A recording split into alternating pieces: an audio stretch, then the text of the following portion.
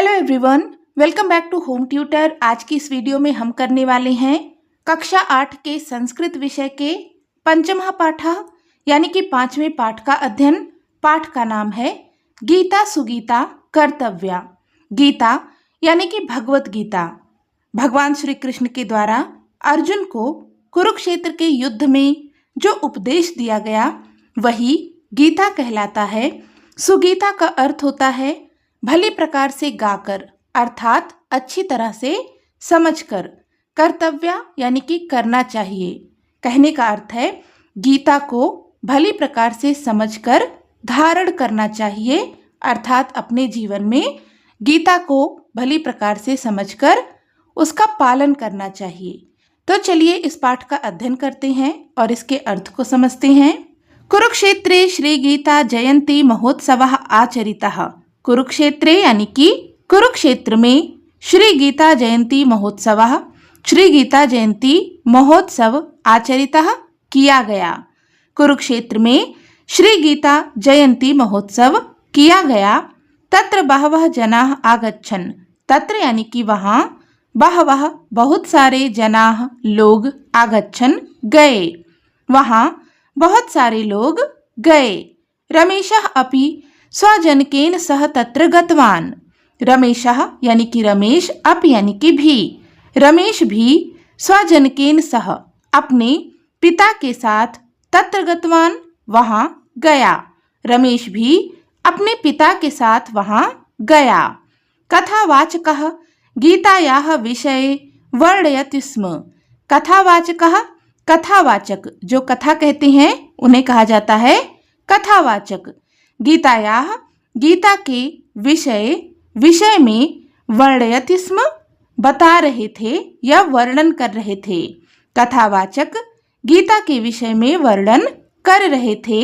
गीता सुगीता कर्तव्या किम अन्य ही शास्त्र विस्तारहि या स्वयं पद्मनाभस्य मुख पद्मद्विनिः श्रिता। गीता अर्थात श्रीमद् भगवत गीता का सुगीता कर्तव्या भली प्रकार से या सुंदर रूप से गायन करना चाहिए। किम अन्य ही, किम यानी कि क्या, अन्य ही यानी कि दूसरे, शास्त्र विस्तार ही अर्थात शास्त्र का विस्तार से अध्ययन करने से क्या लाभ। किसी दूसरे शास्त्र का विस्तार से अध्ययन करने से क्या लाभ। या जो स्वयं पद्मनाभस्य का अर्थ होता है भगवान श्री कृष्ण के मुख पद्मद्विनि अर्थात कमल रूपी मुख से श्रिता निकली हुई है। श्रीमद् भगवत गीता का सुंदर रूप से गायन होना चाहिए अर्थात उसे भली प्रकार से समझकर जीवन में धारण करना चाहिए। जो स्वयं भगवान श्री कृष्ण के कमल रूपी मुख से निकली है, फिर अन्य शास्त्रों का विस्तार से अध्ययन करने से क्या लाभ। यहाँ पर कहने का अर्थ है कि गीता में इतनी अच्छी बातें बताई गई हैं कि अगर उसे सुंदर रूप से अच्छी तरह से समझकर जीवन में धारण कर लिया जाए तो किसी और शास्त्र को विस्तार से पढ़ने की कोई भी आवश्यकता नहीं है। इदं श्रुत्वा यह सुन करके रमेश ने पितरम अपृच्छत पिता से पूछा। यह सुनकर रमेश ने पिता से पूछा, पिताजी गीता क्या है। कथम सुगीता कर्तव्या, कथम यानी कि कैसे, सुगीता कर्तव्या सुंदर रूप से गान करना चाहिए।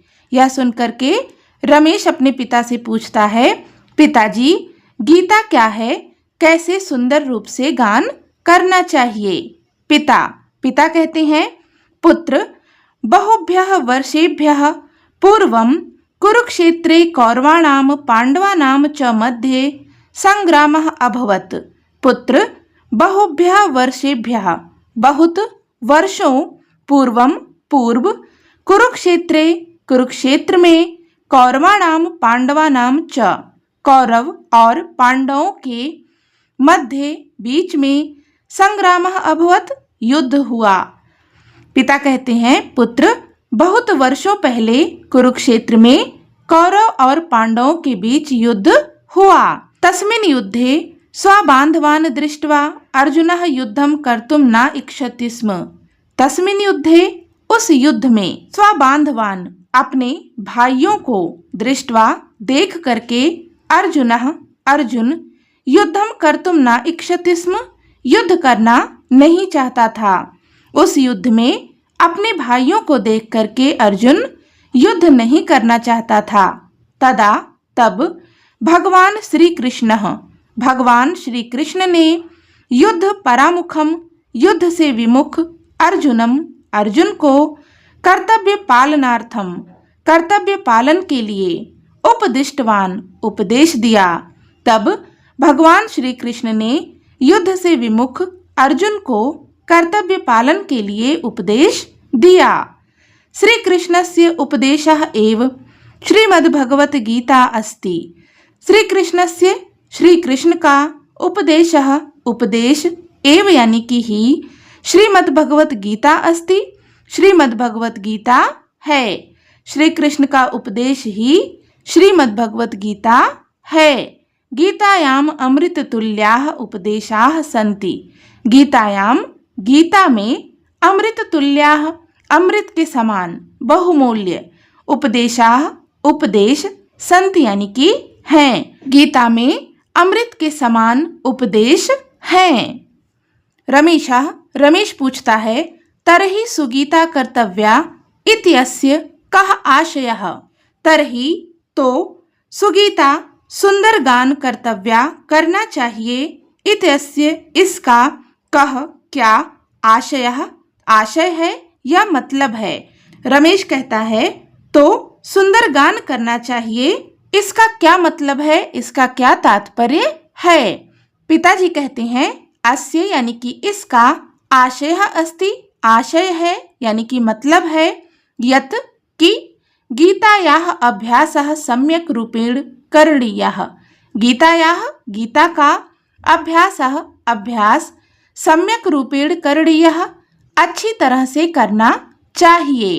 गीता का अभ्यास अच्छी तरीके से करना चाहिए। गीता उत्तम भावेन पठितव्या।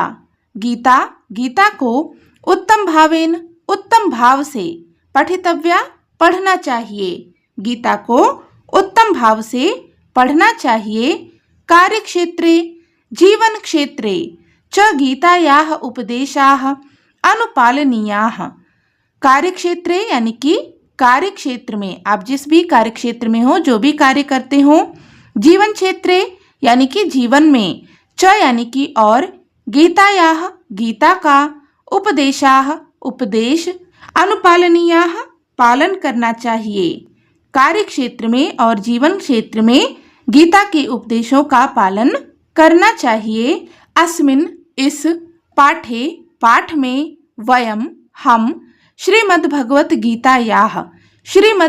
गीता के काश्चन कुछ श्लोकों को पठामः पढ़ते हैं। इस पाठ में हम श्रीमद्भगवत गीता के कुछ श्लोक पढ़ते हैं। वयम श्लोकान मिलित्वा गायामः अपि। वयम यानी कि हम श्लोकों को मिलित्वा मिल करके, गायामः अपि गाते भी हैं। हम श्लोकों को मिलकर गाते भी हैं। तो यहाँ पर पहला श्लोक है दुखेषु अनुद्विग्न मनाः सुखेषु विगत स्पृह वीतराग भय क्रोधः स्थिति मुनिर उच्यते। इसका पदविच्छेद है दुखेषु अनुद्विग्न मनाः सुखेषु विगत स्पृह वीतराग भय क्रोध स्थिति मुनि उच्यते। इसका अन्वय है दुखेषु अनुद्विग्न मनाः सुखेषु विगत स्पृह वीतराग भय क्रोधः मुनिः स्थिति इति उच्यते। दुखेषु दुखों में, अनुद्विग्न मनाः यानी कि अविचलित मन वाला, सुखेषु सुखों में, विगत स्पृह अर्थात आसक्ति रहित, वीत राग भय क्रोधः अर्थात वासना भय और क्रोध से रहित, मुनि स्थिति का अर्थ होता है स्थिर बुद्धि वाला, इति उच्यते इस प्रकार कहा जाता है। दुखों में अविचलित मन वाला, सुखों में आसक्ति रहित, वासना भय क्रोध से रहित, स्थिर बुद्धि वाला मुनि कहा जाता है। इस श्लोक का भावार्थ है यह मनुष्यः आपत्कालेषु उद्वेगम न अनुभवति। यह यानी कि जो मनुष्य आपत्कालेषु आपत्ति काल में यानी कि संकट के समय में उद्वेगम न अनुभवति अर्थात उद्वेग का अनुभव नहीं करता है अर्थात विचलित नहीं होता है। जो मनुष्य विपत्ति के काल में विचलित नहीं होता है, उद्वेग का अनुभव नहीं करता है, यह जो सुख प्राप्त होने पर अपि यानी कि भी निस्पृह अर्थात इच्छा रहित भवति होता है। जो सुख प्राप्त होने पर भी इच्छा रहित होता है, यह जो इच्छा आसक्ति भयः क्रोधः इत्येभ्यः जो इच्छा आसक्ति भय और क्रोध इनसे मुक्तः भवति मुक्त होता है। जो इच्छा आसक्ति भय क्रोध इन सभी से मुक्त होता है, सह मौनी पुरुषः स्थित प्रज्ञः भवति। सह यानी कि वह मौनी पुरुष स्थित प्रज्ञः यानी कि स्थिर बुद्धि वाला भवति यानी कि होता है। जो मनुष्य विपत्ति काल में उद्वेग का अनुभव नहीं करता है, विचलित नहीं होता है, जो सुख प्राप्त होने पर इच्छा रहित होता है, इच्छा नहीं करता है, जो इच्छा आसक्ति भय क्रोध इन सभी से मुक्त होता है, वह मौनी पुरुष स्थिर बुद्धि वाला होता है। कहने का अर्थ है कि ऐसा मनुष्य जो विपत्ति आने पर बहुत ज्यादा विचलित नहीं होता और सुख मिलने पर बहुत ज्यादा इच्छाएं नहीं करता है। तो जो मनुष्य ऐसा हो कि विपत्ति आने पर विचलित ना हो, बहुत ज्यादा घबराए नहीं और सुख मिलने पर अपनी इच्छाओं को नहीं बढ़ाए, बहुत इच्छा ना करे, जो इच्छा आसक्ति भय क्रोध इन सभी चीजों से मुक्त हो, जिसके अंदर ये सारी चीजें ना हो, वह मनुष्य क्या कहलाता है? स्थिर बुद्धि वाला कहलाता है। अगला है क्रोधाद भवति सम्मोहः सम्मोहात् स्मृति विभ्रमः स्मृतिभ्रंशात् बुद्धिनाशो बुद्धिनाशात् प्रणश्यति। इसका पदविच्छेद है क्रोधात् भवति सम्मोहः सम्मोहात् स्मृति विभ्रमः स्मृतिभ्रंशात् बुद्धिनाशः बुद्धिनाशात् प्रणश्यति। अन्वय है क्रोधात् सम्मोहः भवति सम्मोहात् स्मृति विभ्रमः भवति स्मृतिभ्रंशात् बुद्धिनाशः भवति बुद्धिनाशात् जनः प्रणश्यति। क्रोधात् अर्थात क्रोध से, सम्मोहः यानी कि मोह, भवति यानी कि होता है, क्रोध से मोह होता है अर्थात क्रोध करने से मोह उत्पन्न होता है।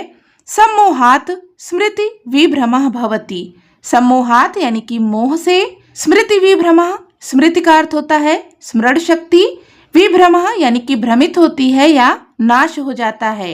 मोह से स्मरण शक्ति का नाश हो जाता है। स्मृति भ्रंशात् स्मृति के नष्ट होने पर बुद्धि नाशा भवति बुद्धि का नाश होता है। बुद्धिनाशात् बुद्धि का नाश होने से जनः मनुष्य प्रणश्यति नष्ट हो जाता है। क्रोध से मोह होता है, मोह से स्मृति नष्ट हो जाती है, स्मृति के नष्ट होने से बुद्धि का नाश होता है, बुद्धि का नाश होने से मनुष्य नष्ट हो जाता है। इस श्लोक का भावार्थ है मानवस्य यदा क्रोधः भवति, मानवस्य मनुष्य को यदा जब क्रोधः क्रोध भवति होता है, मनुष्य को जब क्रोध होता है, तदा तब क्रोधात् क्रोध से अविवेकः अविवेक यानी कि सोचने समझने की शक्ति का नष्ट हो जाना, उत्पत्तिते यानी कि उत्पत्ति होती है। मनुष्य को जब क्रोध होता है तब क्रोध से अविवेक की उत्पत्ति होती है। अविवेकात् अविवेक से आत्मनम स्वयं को विस्मरति भूलता है, अविवेक से स्वयं को भूलता है। किम योग्यम, किम यानी कि क्या, योग्यम यानी कि योग्य है, किंच अयोग्यम और क्या अयोग्य है, अर्थात क्या योग्य है यानी कि क्या करना चाहिए, किंच अयोग्यम और क्या नहीं करना चाहिए। इति अविचिन्त्य, यह ना सोच करके, क्रोधात क्रोध से, व्यामोहम प्राप्नोति मोह को प्राप्त होता है, भ्रमित हो जाता है। यदा यानी कि जब, अधिकः यानी कि अधिक, व्यामोहः मोह, भवति होता है, जब अधिक मोह होता है, तदा तब, मनुष्यस्य स्मृतिः निष्क्रिया नष्टा च भवति। मनुष्य की स्मृति स्मरण शक्ति, निष्क्रिया निष्क्रिय, नष्टा नष्ट, च यानी कि और, भवति यानी कि होती है। जब अधिक मोह होता है तब मनुष्य की स्मृति निष्क्रिय हो जाती है और नष्ट हो जाती है। स्मृतेः नाशात् बुद्धि नश्यति। स्मृतेः नाशात्, स्मृति का नाश होने से, बुद्धि नश्यति, बुद्धि नष्ट हो जाती है। स्मृति का नाश होने से बुद्धि नष्ट हो जाती है। बुद्धि के नाशात्, नाश से, सह वह, मनुष्य विनाशम प्राप्नोति, विनाश को प्राप्त होता है। मनुष्य को जब क्रोध होता है तब क्रोध से अविवेक उत्पन्न होता है। अविवेक से स्वयं को भूलता है। क्या करना चाहिए क्या नहीं करना चाहिए ऐसा ना सोचकर क्रोध से मोह में पड़ जाता है, मोह को प्राप्त होता है। जब अधिक मोह होता है तब मनुष्य की स्मृति निष्क्रिय हो जाती है और नष्ट हो जाती है। स्मृति के नष्ट होने से बुद्धि नाश होता है और बुद्धि के नाश होने से मनुष्य का विनाश हो जाता है। तद विद्धि प्रणिपातेन परिप्रश्नेन सेवया उपदेक्ष्यन्ति ते ज्ञानम ज्ञानिनस् तत्वदर्शिनः। इसका पद विच्छेद है। तद विद्धि प्रणिपातेन परिप्रश्नेन सेवया उपदेक्ष्यन्ति ते ज्ञानम ज्ञानिनः तत्वदर्शिनः। अन्वय है तद प्रणिपातेन सेवया परिप्रश्नेन विद्धि ते तत्वदर्शिनः ज्ञानिनः ज्ञानम उपदेक्ष्यन्ति। तद यानी कि उस, अर्थात उस ज्ञान को, प्रणिपातेन प्रणाम के द्वारा, सेवया सेवा से, परिप्रश्नेन अर्थात प्रश्नों के द्वारा, विद्धि जानो, उस ज्ञान को प्रणाम के द्वारा, सेवा से, प्रश्नों के द्वारा जानो। ते तत्वदर्शिनः, ते यानी कि वे, तत्वदर्शिनः यानी कि तत्वदर्शी, अर्थात ज्ञान को जानने वाले, ज्ञान को समझने वाले, ज्ञानिनः ज्ञानी, ज्ञानम उपदेशयन्ति, ज्ञानम यानी कि ज्ञान का, उपदेशयन्ति उपदेश देंगे। उस ज्ञान को प्रणाम के द्वारा, सेवा के द्वारा, प्रश्नों के द्वारा जानो। वे तत्वज्ञानी ज्ञान का उपदेश देंगे। इसका भावार्थ है भगवान श्री कृष्ण अर्जुनम उपदिशति। भगवान श्री कृष्ण अर्जुन को उपदेश देते हैं, हे अर्जुन, भवान गुरुः समीपम गत्वा यथार्थ ज्ञानम प्राप्तुम प्रयासम करोतु। हे अर्जुन, भवान आप, गुरुः समीपम गुरु के समीप, गुरु के पास, गत्वा जा करके, यथार्थ ज्ञानम अर्थात वास्तविक ज्ञान को, प्राप्तुम प्राप्त करने का, प्रयासम करोतु प्रयास करो।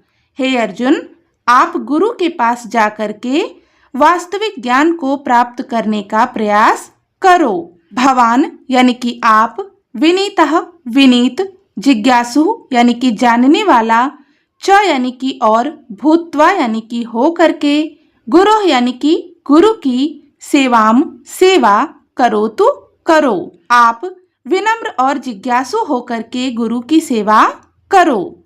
तत्व ज्ञानानाम गुरु, तत्व के ज्ञान को जानने वाले गुरु। भवते आपको, ज्ञानम प्रदास्यति ज्ञान प्रदान करेंगे। तत्व के ज्ञान को जानने वाले गुरु आपको ज्ञान प्रदान करेंगे। यतः क्योंकि ये, जिन्होंने सत्यस्य सत्य के दर्शनम दर्शन कृतवन्तः किए हैं, ते एव वे ही यथार्थ ज्ञानिनः यथार्थ ज्ञानी भवन्ति यानी कि होते हैं। क्योंकि जिन्होंने सत्य के दर्शन किए हैं वे ही वास्तविक ज्ञानी होते हैं। भगवान श्री कृष्ण अर्जुन को उपदेश देते हैं, हे अर्जुन, आप गुरु के समीप जाकर वास्तविक ज्ञान को प्राप्त करने का प्रयास करो। आप विनम्र और जिज्ञासु होकर गुरु की सेवा करो। तत्वज्ञानी गुरु आपको ज्ञान देंगे, क्योंकि जिन्होंने सत्य के दर्शन किए हैं वे ही यथार्थ ज्ञानी होते हैं। अगला श्लोक है, श्रद्धावान लभते ज्ञानम तत्परः संयतेन्द्रियः ज्ञानम लब्ध्वा पराम शांतिम अचिरेण अधिगच्छति। इसका पद विच्छेद है, श्रद्धावान लभते ज्ञानम तत्परः संयतेन्द्रियः ज्ञानम लब्ध्वा पराम शांतिम अचिरेण अधिगच्छति। अन्वय है, संयतेन्द्रियः तत्परः श्रद्धावान मनुष्यः ज्ञानम लभते तथा ज्ञानम लब्ध्वा सः अचिरेण पराम शांतिम अधिगच्छति। संयतेन्द्रियः यानी कि इंद्रियों को संयमित रखने वाला, तत्परः अर्थात तत्पर, जो ज्ञान को जानने के लिए तत्पर हो, श्रद्धावान यानी कि श्रद्धालु, मनुष्यः मनुष्य, ज्ञानम लभते ज्ञान को प्राप्त करता है। इंद्रियों को संयमित रखने वाला तत्पर श्रद्धालु मनुष्य ज्ञान को प्राप्त करता है तथा ज्ञानम लब्ध्वा ज्ञान को प्राप्त करके अचिरेण शीघ्रता से पराम परम शांतिम शांति को अधिगच्छति प्राप्त करता है। इंद्रियों को संयमित रखने वाला तत्पर श्रद्धालु मनुष्य ज्ञान को प्राप्त करता है तथा ज्ञान प्राप्त करके वह शीघ्रता से परम शांति को प्राप्त करता है। इस श्लोक का भावार्थ है, यह श्रद्धालु मनुष्यः दिव्य ज्ञानम प्राप्तुम निरंतरम प्रयासम करोति। यह यानी कि जो श्रद्धालु मनुष्यः श्रद्धालु मनुष्य दिव्य ज्ञानम दिव्य ज्ञान को प्राप्त करने के लिए निरंतरम लगातार प्रयासम करोति प्रयास करता है। जो श्रद्धालु मनुष्य दिव्य ज्ञान को प्राप्त करने के लिए लगातार प्रयास करता है, तथैव वैसे ही यह जो मनुष्य इंद्रियाणि इंद्रियों को स्ववशे कृतवान अपने वश में किया है, वैसे ही जो मनुष्य इंद्रियों को अपने वश में किया है, सह मनुष्यः दिव्य ज्ञानम प्रापस्यति। सह यानी कि वह मनुष्य दिव्य ज्ञान को प्रापस्यति प्राप्त करेगा। वह मनुष्य दिव्य ज्ञान को प्राप्त करेगा। तादृशम यानी कि उस प्रकार के दिव्य ज्ञान को प्राप्त करके सह यानी कि वह पुरुष या मनुष्य जीवन में अनंत आनंद को प्राप्त करता है। जो श्रद्धालु मनुष्य दिव्य ज्ञान प्राप्त करने के लिए लगातार प्रयास करता है, वैसे ही जिसने अपने इंद्रियों को वश में किया है वह मनुष्य दिव्य ज्ञान को प्राप्त करेगा। वैसा दिव्य ज्ञान प्राप्त करके वह पुरुष अपने जीवन में अनंत आनंद को प्राप्त करता है। तो यहाँ पर भगवान श्री कृष्ण बताते हैं कि परम शांति किसे प्राप्त होती है? जो मनुष्य निरंतर ज्ञान को प्राप्त करने का प्रयास करता है और जो अपनी इंद्रियों को अपने वश में कर लिया हो, यानी कि काम क्रोध लोभ मोह इन सब चीजों से दूर हो, अपनी इंद्रियों को अपने वश में रखता हो, ऐसा मनुष्य ही दिव्य ज्ञान को प्राप्त करेगा और दिव्य ज्ञान प्राप्त करने से ही उसे अनंत शांति की प्राप्ति होगी। अगला श्लोक है, अद्वेष्टा सर्वभूतानां मैत्रः करुण एव च निर्ममो निरहंकारः सम दुख सुखः क्षमी। इसका पद विच्छेद है, अद्वेष्टा सर्वभूतानां मैत्रः करुणः एव च निर्ममः निरहंकारः सम दुख सुखः क्षमी। अन्वय है, यह सर्वभूतानां अद्वेष्टा मैत्रः च करुणः एव निर्ममः निरअहंकारः सम दुख सुखः क्षमी अस्ति सह एव मम प्रियः भवति। यह यानी कि जो सर्वभूतानां सभी प्राणियों के अद्वेष्टा द्वेष से रहित मैत्रः मित्रता के भाव से युक्त च यानी कि और करुणः करुणावान एव यानी कि ही निर्ममः अर्थात ममता रहित निरहंकारः अहंकार रहित सम दुख सुखः अर्थात दुख और सुख में समान रहने वाला, क्षमी यानी कि क्षमा करने वाला, अस्ति यानी कि है, सह एव मम प्रियः भवति वह ही मेरा प्रिय होता है। जो सब प्राणियों के द्वेष से रहित, मित्रता के भाव से युक्त, करुणावान और ममता रहित, अहंकार रहित, दुख सुख में समान और क्षमाशील है, क्षमा करने वाला है, वह ही मेरा प्रिय होता है। इसका भावार्थ है, भगवान श्री कृष्ण कहते हैं,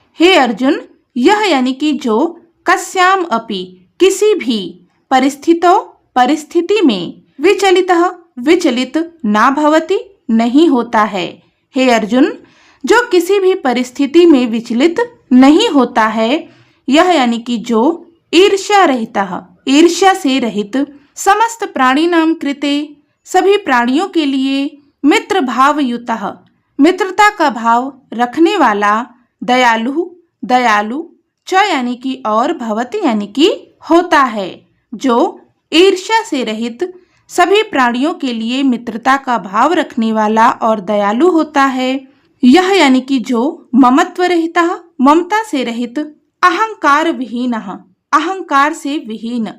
से रहित, सुख दुखेषु सुख दुख में समभावयुतः समान भाव से रहने वाला, क्षमाशील क्षमा करने वाला, च यानी कि और, भवति यानी कि होता है। जो मोह से रहित, अहंकार विहीन, दुख सुख में समान भाव रखने वाला और क्षमाशील होता है, तादृशः पुरुषः उसी प्रकार का पुरुषः यानी कि मनुष्य, भगवतः भगवान को, अत्यंतम प्रियः अत्यंत प्रिय, भक्तः भवति भक्त होता है। जो माया से रहित, अहंकार विहीन, दुख सुख में समान भाव रखने वाला और क्षमाशील होता है, वैसा मनुष्य भगवान को अत्यंत प्रिय भक्त होता है। भगवान श्री कृष्ण कहते हैं, हे अर्जुन, जो किसी भी परिस्थिति में विचलित नहीं होता, जो ईर्ष्या रहित, समस्त प्राणियों के लिए मित्रता का भाव रखने वाला और दयालु होता है, जो मोह रहित, अहंकार विहीन, दुख सुख में समान भाव रखने वाला और क्षमाशील होता है, वैसा मनुष्य भगवान का अत्यंत प्रिय भक्त होता है। तो यहाँ पर भगवान श्री कृष्ण ने बताया है कि भगवान को प्रिय कौन लगता है, कौन सा भक्त है जो भगवान को अत्यधिक प्रिय लगता है। तो भगवान श्री कृष्ण कहते हैं कि जो मनुष्य सभी परिस्थितियों में समान रूप से रहे, किसी भी परिस्थिति में व्याकुल ना हो, विचलित ना हो, ईर्ष्या भाव से मुक्त हो, मोह माया से मुक्त हो, सभी के लिए मित्रता का भाव रखे, अहंकार से विहीन हो और क्षमावान हो, क्षमा कर देता हो, ऐसा मनुष्य भगवान को प्रिय भक्त होता है। अगला है, संतुष्टः सततम योगी यतात्मा दृढ़ निश्चयः मयि अर्पित मनो बुद्धयोः मद भक्तः सह मे प्रियः। इसका पद विच्छेद है, संतुष्टः सततम योगी यतात्मा दृढ़ निश्चयः मयि अर्पित मनो बुद्धि यह मद भक्तः सह मे प्रियः। इसका अन्वय है, यह योगी सततम संतुष्टः यतात्मा दृढ़ निश्चयः मयि च अर्पित मनो बुद्धि भवति सह मद भक्तः मे प्रियः भवति। यह यानी कि जो योगी सततम संतुष्टः, सततम यानी कि हमेशा, संतुष्टः संतुष्ट, यतात्मा आत्म संयमी, दृढ़ निश्चयः दृढ़ निश्चयी, मयि यानी कि मुझ में, च यानी कि और, अर्पित मनो बुद्धि मन और बुद्धि को अर्पित करने वाला, भवति यानी कि होता है, सह यानी कि वह, मद भक्तः मेरा भक्त, मैं यानी कि मुझे, प्रियः भवति प्रिय होता है।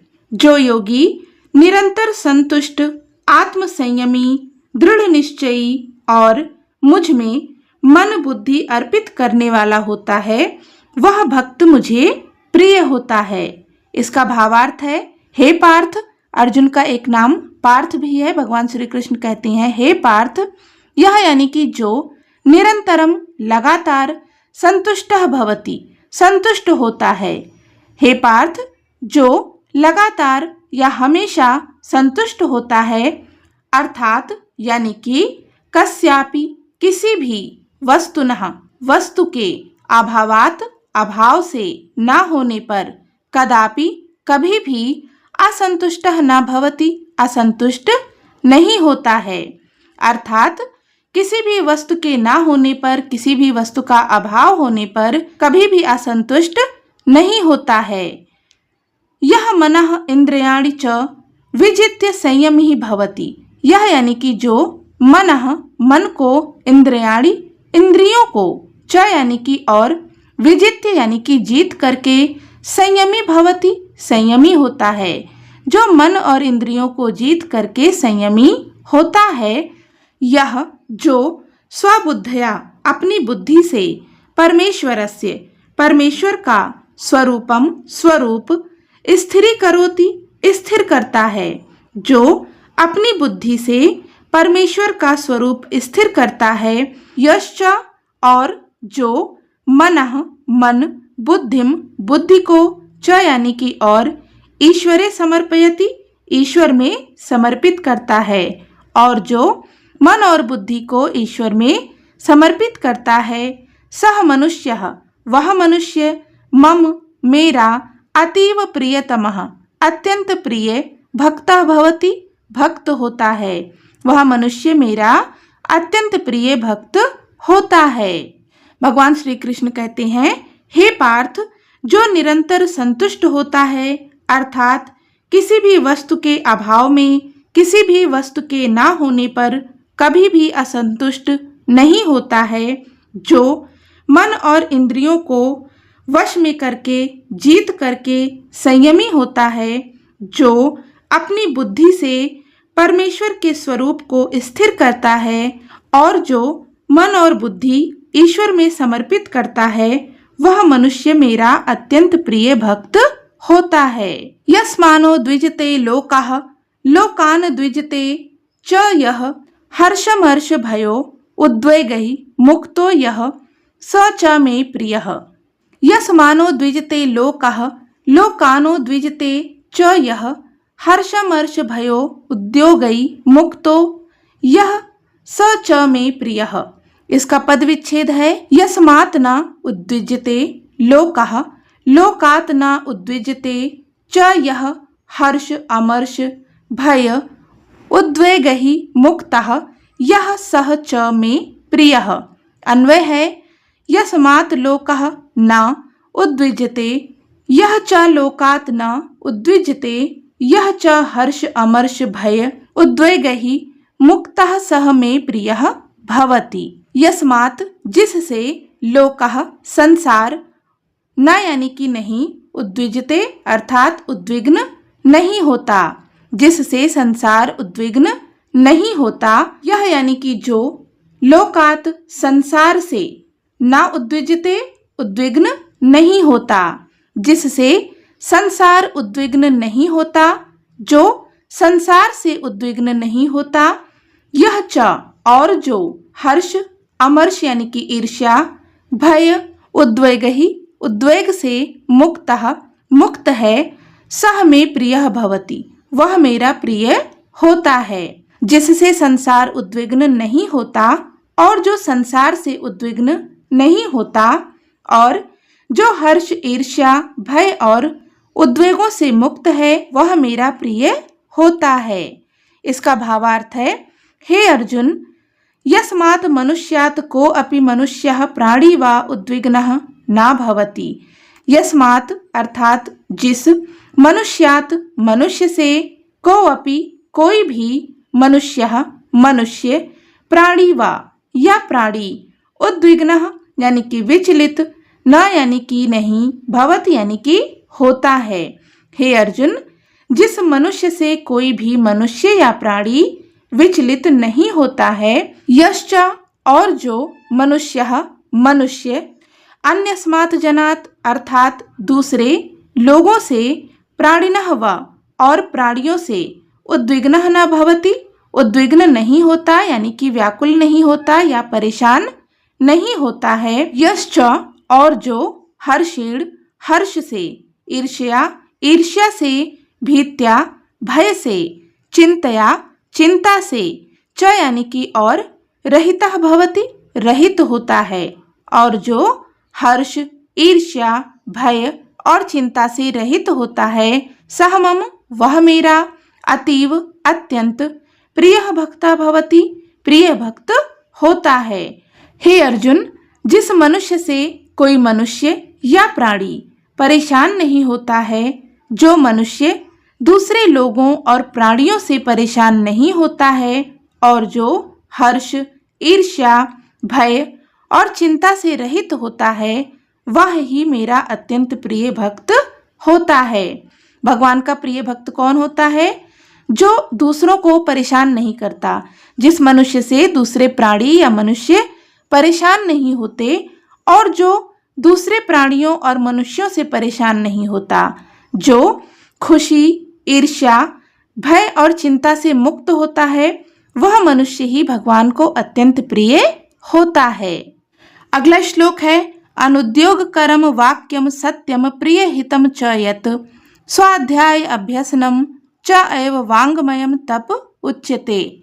इसका पदविच्छेद है, अनुद्वेगकरम वाक्यम सत्यम प्रिय हितम च यत् स्वाध्याय अभ्यसनम च एव वाङ्मयम तपः उच्यते। अन्वय है, यद वाक्यम अनुद्वेगकरम सत्यम प्रिय हितम च तथा स्वाध्याय अभ्यसनम च एव वाङ्मयम तपः उच्यते।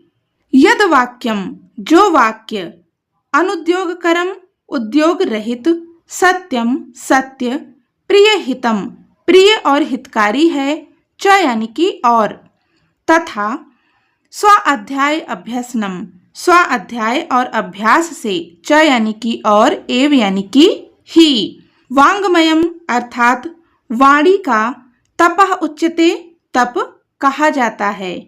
जो वाक्य उद्वेग रहित, सत्य, प्रिय और हितकारी है, स्वाध्याय और अभ्यास ही वाणी का तप कहा जाता है। इसका भावार्थ है, यत यानी कि जो, अनुद्वेग करम अर्थात उद्वेग नहीं करता, विचलित नहीं करता, भषणम उद्वेगम ना जनेत अर्थात जिस वाक्य से उद्वेग उत्पन्न ना हो, सत्यम सत्य, प्रियकरम प्रिय करने वाला, हितकरम च और हितकारी, भाषणम स्यात् भाषण हो, तत् वह, वाङ्मयम वाणी का, तपः तप, इति कथ्यते कहा जाता है। जो वाक्य उद्वेग पैदा नहीं करता, सत्य, प्रिय करने वाला और हितकारी भाषण होता है, वह वाणी का तप कहा जाता है। शास्त्रादीनाम शास्त्रादि में स्वाध्यायः स्वाध्याय, तेषाम अभ्यासः इनका अभ्यास, च यानी कि और, वाचिकम यानी कि वाणी से संबंधित, तपः यानी कि तप, कथ्यते यानी कि कहा जाता है। शास्त्र इत्यादि में स्वाध्याय और उसका अभ्यास, वाणी से संबंधित तप कहा जाता है, तथा इसलिए स्वाध्याय यानी कि स्वाध्याय, अभ्यासश्च अपि अर्थात अभ्यास भी, यथा विधि उसी विधि से, वाङ्मयम वाणी का, तपः इति उच्यते तप कहा जाता है। जो वाक्य उद्वेग नहीं पैदा करता, सत्य और प्रिय करने वाला, हितकारी भाषण हो, वह ही वाणी से संबंधित तप कहा जाता है। शास्त्र इत्यादि में स्वाध्याय और उसका अभ्यास वाणी से संबंधित तप कहलाता है, इसलिए स्वाध्याय और अभ्यास भी उसी विधि से वाणी से संबंधित तप कहा जाता है। अतः इसलिए विद्यार्थी भी विद्यार्थियों के द्वारा स्मरणीय है यत् कि प्रिय वाक्य प्रदानेन सर्वे तुष्यन्ति जन्तवः तस्मात् तदेव वक्तव्यम वचनेन का दरिद्रता। प्रिय वाक्य प्रदानेन, प्रिय वाक्य बोलने से, प्रदान करने से, सर्वे सभी, तुष्यन्ति जन्तवः प्राणी संतुष्ट होते हैं। प्रिय वाक्य बोलने से, प्रिय वाक्य प्रदान करने से सभी प्राणी संतुष्ट होते हैं। तस्मात् तदैव वक्तव्यम, तब वैसा ही बोलना चाहिए। वचनेन का दरिद्रता, वचन में यानी कि बोलने में, का यानी कि कैसी, दरिद्रता बोलने में कैसी दरिद्रता। प्रिय वाक्य बोलने से सभी प्राणी संतुष्ट होते हैं, तब वैसा ही बोलना चाहिए, अर्थात प्रिय ही बोलना चाहिए, अच्छा ही बोलना चाहिए। बोलने में कैसी दरिद्रता। तो यहाँ पर श्री कृष्ण बताते हैं कि वाणी का तप किसे कहते हैं। ऐसा वाक्य जो विचलित ना करे, कोई सुन करके उसे व्याकुल ना हो, दुखी ना हो, परेशान ना हो, सत्य हो, प्रिय हो, दूसरों का हित करने वाला हो। ऐसे वाणी को, ऐसे वचन को ही वाणी का तप कहा जाता है। शास्त्र इत्यादि में स्व अध्याय और अभ्यास को वाणी का तप कहते हैं। विद्यार्थियों को हमेशा स्मरण रखना चाहिए, प्रिय वाक्य बोलने से सभी जीव संतुष्ट होते हैं, इसलिए हमेशा प्रिय बोलना चाहिए। बोलने में कैसी दरिद्रता, अर्थात अच्छा बोलने में, प्रिय बोलने में किसी भी प्रकार की कंजूसी नहीं करनी चाहिए। तो इस प्रकार से हमने यहाँ पर इस पाठ का अध्ययन कर लिया, इसके अर्थ को समझ लिया। पाठ से संबंधित कोई भी डाउट हो तो आप कमेंट करके पूछ सकते हैं। वीडियो हेल्पफुल लगी हो तो प्लीज इसे लाइक करें, शेयर करें, हाइप करें और चैनल पर नए हैं तो सब्सक्राइब भी कर लें। मिलते हैं नेक्स्ट वीडियो में, तब तक के लिए take care and bye bye.